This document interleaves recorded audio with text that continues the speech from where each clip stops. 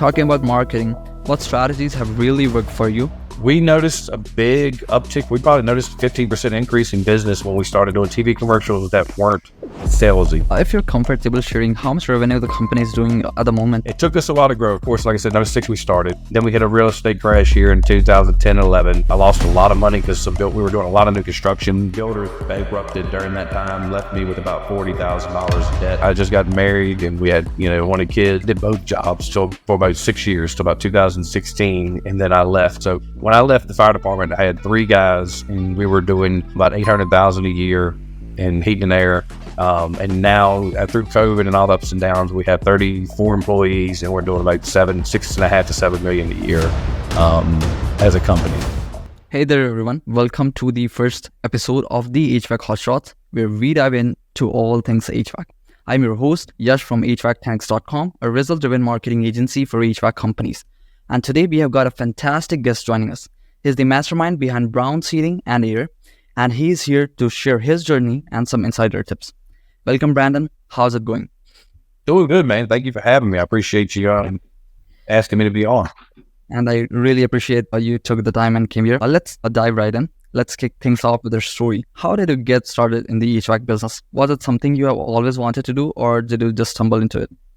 Yeah, no. I grew up and going into high school, around 11th grade. I was actually on the line. I was going to be I dedicated my life to be a preacher. I grew up in the church, and once I got to looking into college and how much it was going to cost and things like that, I wasn't a school person. So I decided, I went to my guidance counselor in my junior years, like, I really don't know what I'm going to do. And they started a new dual enrollment program, very brand new in our county, with partnering with their local community college. And they gave me a list of things you can take.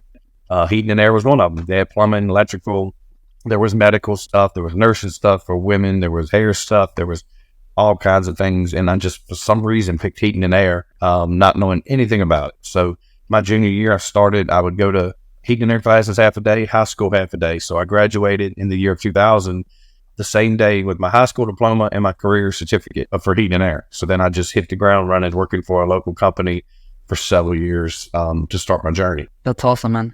That's really crazy. What were some of the bigger hurdles you faced in those early days? And what were you doing before, you dive into the HVAC?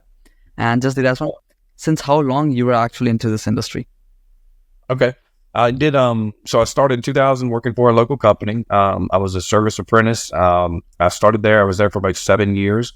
And I was liking it there, but I didn't want to stay there. I felt like I need to be doing something different. I didn't like the way the management was going, the way things were going, and I didn't feel the core values that I grew up with.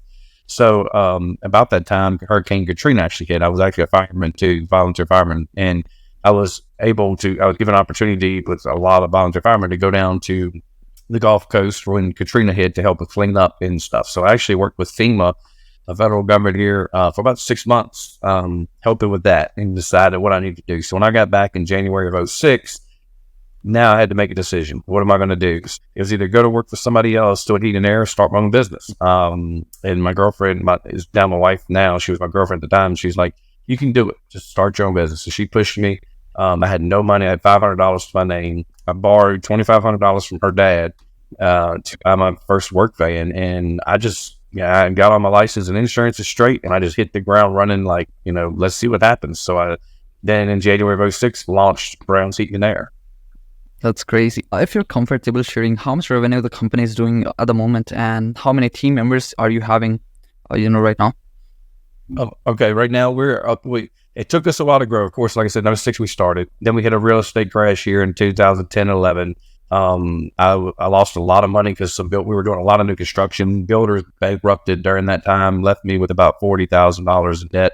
I had to go out and get loans to pay that off.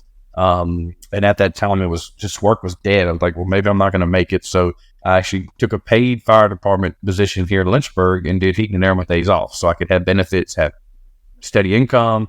I just got married and we had, wanted kids. So I did that. I did both jobs for about 6 years, till about 2016. And then I left and went right back because heat and air was starting to pick back up. So when I left the fire department, I had 3 guys and we were doing about $800,000 a year in heat and air.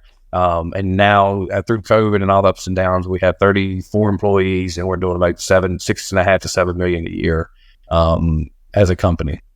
Crazy. The hard work really paid off, On a different note, I've got some friends, who charge quite a bit more than their competition. Do you guys charge a premium, or is your pricing pretty competitive? And what does your closing rate look like? Yeah, it's very crazy here. We have a lot of it. Well, before COVID, it really wasn't, but about 5 or 6 of us heat and air companies. And then COVID hit, and a lot of people left and went on their own. So now we're battling probably 30, 35 companies, and a lot of them, we're one of the biggest now. So we're competing every day for these guys that are 2 or 3, so their overhead is lower. So we're having to adjust prices, but we're also winning bids with higher prices because our history and our reputation has built itself to be the best company in Central Virginia. We keep getting voted that, which we are very proud of because of our employees. We go the extra step, and it has gotten challenging the last couple of years because of inflation and things. We've had to give bigger discounts. We've had to offer more services, like adding plumbing. 2 years ago, we had plumbing. Now we have plumbing department.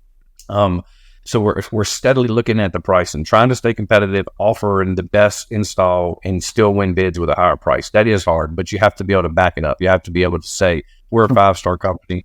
We're going to do what we say. If you show in 6 months, if it breaks down, we'll be here. There's a lot of companies here that don't back up. So there's always the value. You have to build the value so you get that higher price. And so you always tell people, you get what you pay for. If you want to go with a new system and say $2,000 lower than the companies that have been established, that's fine, but you take the risk of them not coming back to follow up on their work. I mean, closing rate. We have our service techs are actually sales too. They do their service. They average the 3 we have now that all 3 of the top sell over $1 million a year. Their closing rate stays around 60 to 70. Crazy. Do you guys give them any sort of lessons or any resource for sales purpose?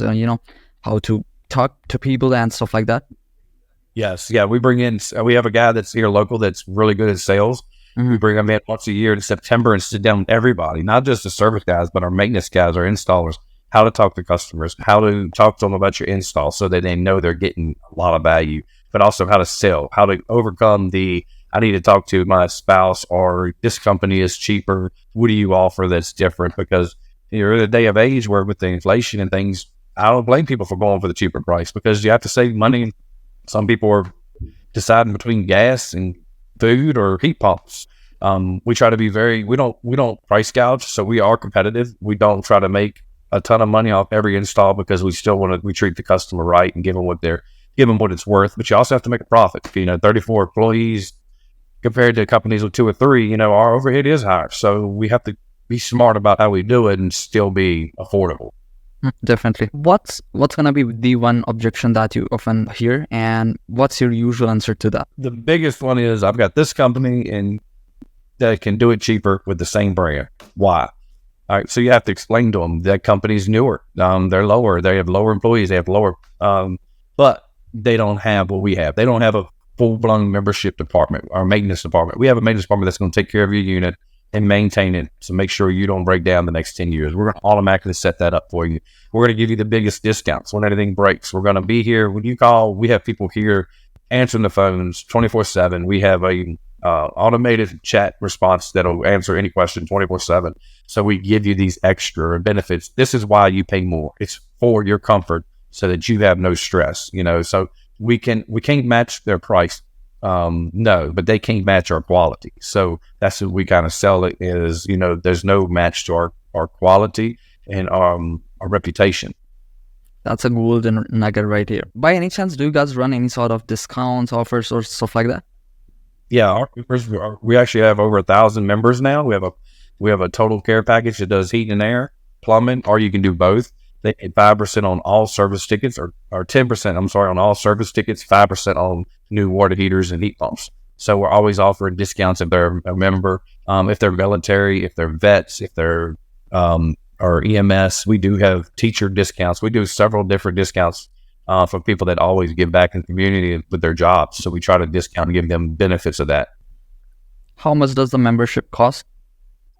Depending on the system, we just break it down per system. Really, we don't try to make 4 or 5 levels and make it complicated. If you have one system, one one water heater, like $280 a year covers plumbing inspections and 2 heat and air inspections and your discounts. Makes sense. Makes perfect sense. Switching gears a bit, what would you say are the key ingredients, for running a successful HVAC business that you have experienced, in the last previous years? Our top is, of course, community awareness. We give back a lot, and it's just because we want to, not just to do it. We have a Brown's Heat and Air giveaway that's actually live now, where people nominate people in need for a free heat and air system, that whether it's medical bills, they're sick, they're a vet, they have no heat, no air. People nominate them. We go through the stories, and we let the public choose a winner. And we install it free. So community awareness is number one. Customer service is tied with number one. We have to be able to, from the office to the field, always develop and deliver 5-star service. Do what you say, be humble. If you make a mistake, you admit it. You just do it and you fix it and you take care of the customer. Always take care of the customer. Always take care of your employees. I've learned the last few years, we offer benefits here like your birthday, you're paid to stay home. That's a gift from us. It's not a vacation day. It's not a PTO day. It's actually paid by the company on your birthday to stay home and enjoy it.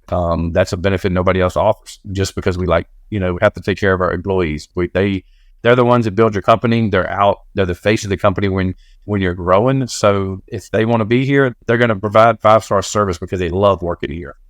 Absolutely. Loved. By the way, how do you deal with the ups and downs of seasonality? I know fall and spring can be especially slow. So how do you deal with that? Yeah, when you're first building a heat and air company, it's very hard. Luckily, it's less people. But now that we have this many people, memberships is key. You have to have memberships and spread it out throughout the year. Make them pay monthly so you've got income coming, whether it's slow or busy. You've got that income of that membership. Be prepared to offer specials ahead of time. So if I know I'm going to be slow in November, October, I need to be having those specials advertised in August, September.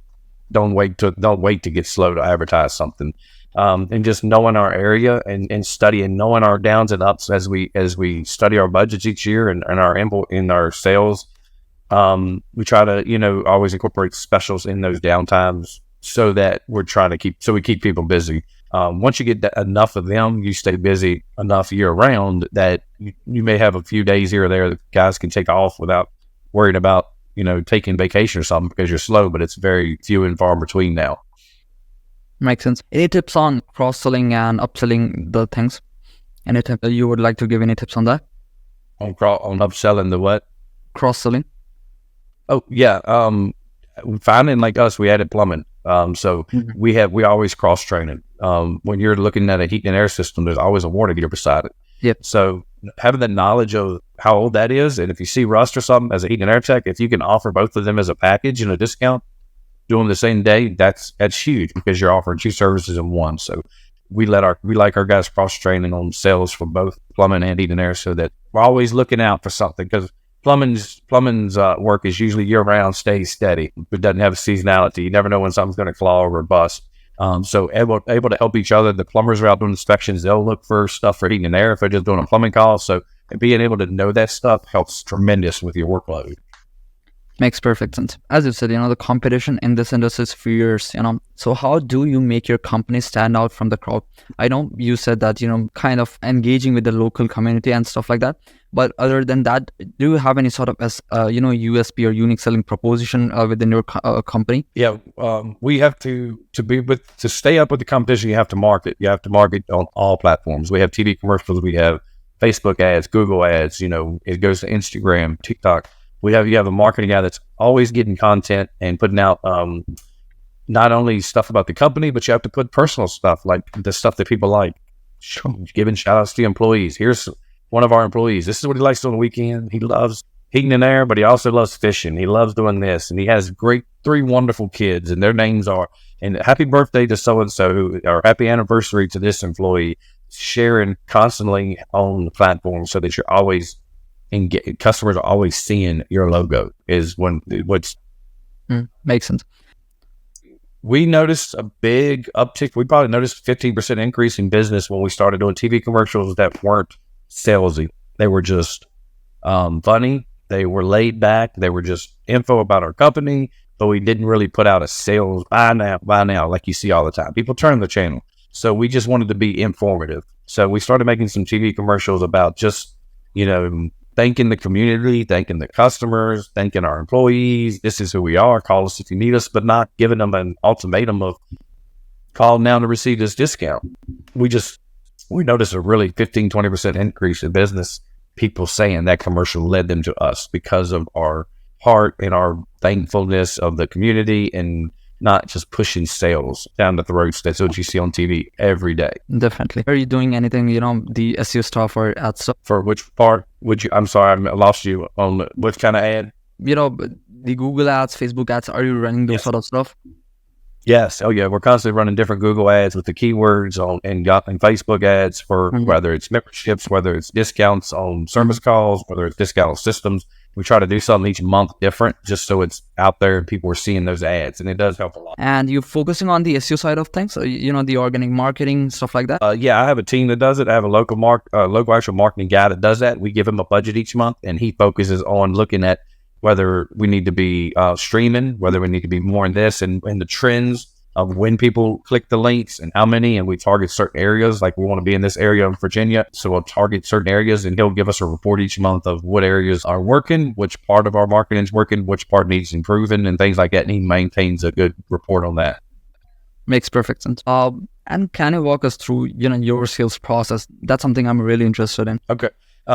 We have three guys. Like I said, we have three service guys that sell. I was really good at sales doing it, and it was basically just knowing what the customer need, going with the customer's needs, not just saying this is what you need, pick it, blah blah blah. Walking step, start to finish, going through the house, even picking up things that customers don't know about. Have you ever noticed this area not as cool as the other areas? Well, we don't come to that bedroom a lot, but yeah, now that you noticed it, well, let me address that we can address that with this system and this setup.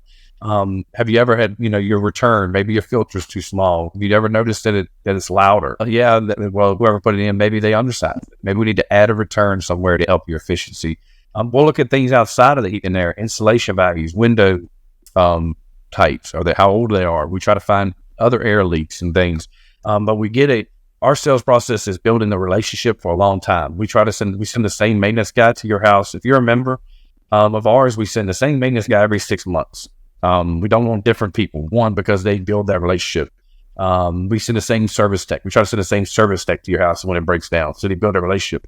We have customers now so comfortable, they'll call our service techs on a Saturday and like, hey, I have a bee nest. Who do you recommend for exterminating? We don't even have exterminating, but they have trusted that guy so much. They'll ask him about garage doors, exterminating, electricians, and then when there's a system that needs replacing, they call them. It's usually that it's already closed before they call because of that relationship. So our sales process doesn't start when the customer says, I need a new system. You have to start it with the cleanings. You have to start with the service call when they answer the phone, so that everybody feels comfortable always calling and relying on your services, or at least your recommendations. Great stuff, man. If you could just give one piece of advice to young new HVAC business owners looking to get more customers, what would it be? And how could they actually establish long-term relationship with the homeowners? If you're starting out, what I did, I started out doing everything. When I started out, didn't have any air conditioning commercials. I would give my card and clean gutters. I would get up on a ladder and help a lady change her smoke detectors. I would offer anything I could to get in that house and meet people and leave my card, so that if the air conditioner breaks, they said, well, Brandon was so nice to help me with my smoke detectors and my gutters or this and that I'm going to call them for heat and air. It's just that personal touch. And then once you're there, you just have to be able to, when they call, that's the biggest complaint on new companies. When people call, they don't answer the phone and they don't show up. You will lose your customer. It doesn't take but one time to not answer the phone or not show up. You're done for that customer for life. You have to show up. Don't just, if you're busy and you're small, be honest to the customer. I'm busy. I can't make it today. I can tomorrow. Don't say I may make it today and you don't show up. That customer's not going to call you back. So you have to always back up what you say and keep your promises, and that relationship starts from day one. Definitely makes sense. Customer satisfaction is huge again. So let's talk about the other part of it. How do you handle complaints and make sure your customers are happy? Oh yeah, and we get lucky, knock on wood, that it's very rare we get some complaints or issues. But when we do, our team is so caring and humble and nice and polite that even the maddest customer calls, by the time the phone call ends, they're okay that it was a mistake. And we have somebody coming to take care of it no matter what. Sometimes it's not even our fault. but we're going to make sure we take that time to go out and explain it and show them. You're going to always, it's a service. No matter what you do with the public, you're always going to deal with people with different personalities. You're going to have issues. It's always on how you react. Can't blame somebody else. You can't get straight, go right to mad and match their anger. You have to just be calm, let them vent. Maybe something else is going on in their life that triggered the anger, but it's not really the air conditioning issue. It's just something else triggered them to be able to vent. Let them vent, understand their problem, and vow and promise that, hey, whatever it is we need to do, we're going to do it for you, and we're going to take care of it. We stand behind our work. We stand behind you as a customer being happy. Makes perfect sense. Looking ahead, what trends are you seeing in the HVAC industry right now? Where do you think the market is heading in the next, let's say, 5 to 10 years? With the new Freon change coming January 1st here, it's a lot of concerns. It's a lot of ups and downs. I see price increases coming really soon. I see equipment being harder to find. I see them going more and more, trying to be more energy efficiently the next several years. It's going to come to a point to where even these new people, if you're a new business, you need to train, know what's coming next year and new laws, and talk to your local code officials and building officials, like what new codes are coming, because there are changes coming.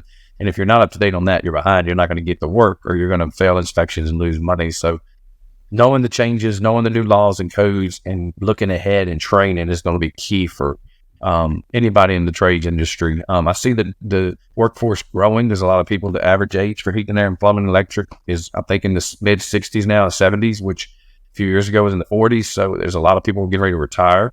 It's going to be harder to find trade people you trust. So I think pricing is going to go up overall, and then more. It's going to be harder for people that aren't established to keep work. Makes perfect sense. But I would like to get towards another thing. What are your best practices for bringing on and training new HVAC technicians? How do you make sure that the person that you're hiring is good enough and fits into your company?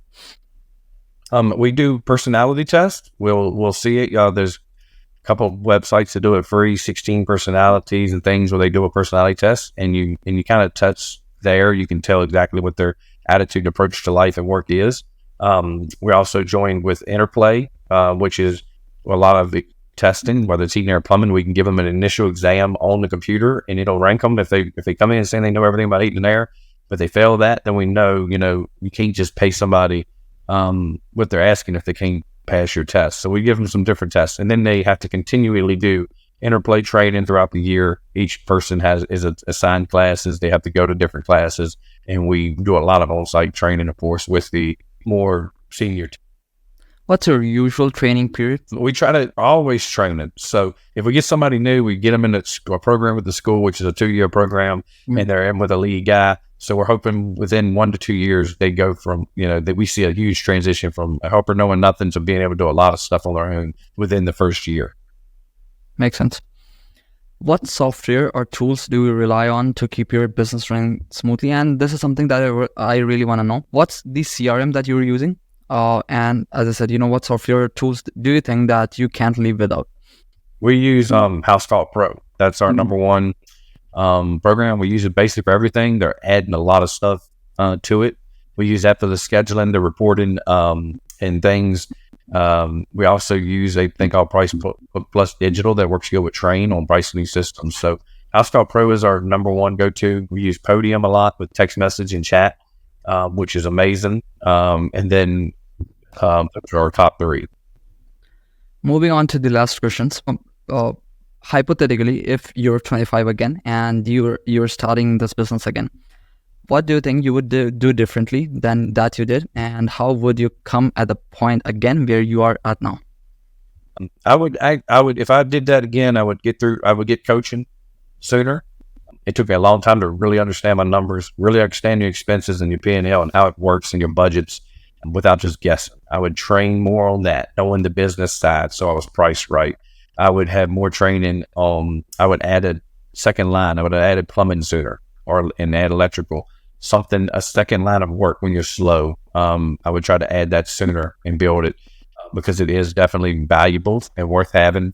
So definitely training and knowing my numbers sooner and how that works, not taking as a guess or thinking I was right on pricing and how we were profiting things and stuff and learning that. So I was priced right. Is there any blunder that you think that new business owners are doing that they can avoid?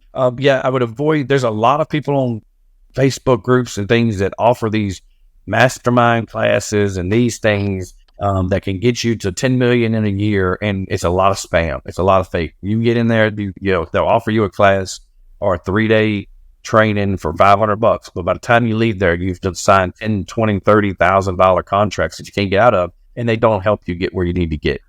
There's a lot of that fakeness. It makes me upset when people are on there that never had eaten their companies or trade companies or businesses, and they say, "Oh, we can get you to 10 million, 15 million to do it." It's a scam. It's just scams. There's several of them on there that do that, and I don't like that, and they're not proven. And you end up losing thousands of dollars, and then you're once you're signed and that, you're done. So there's a lot of stuff to be wary of that. Definitely. That was my last question. It was really great talking with you, man. I think that this podcast would give people a lot of value. Thanks again to, that you were able to, jump on a call. And yeah, that was all. I really appreciate this. And appreciate you. If anybody wants to go on Amazon, my book, Cool Success, is on there. Audible and paperback. It's my biography from everything I've been through, from starting at, growing up to now, and how I got here and all the ups and downs and some tips and things that we went through. So if you go on Amazon, just search Cool Success by Brandon Brown, you'll see all the options. I'll leave the link to it in the description. So anyone, if you want to check this out, feel free to. And yeah, that was it. Thanks again, Brandon, for coming on this call. I really appreciate this. Very welcome. I appreciate you. God bless.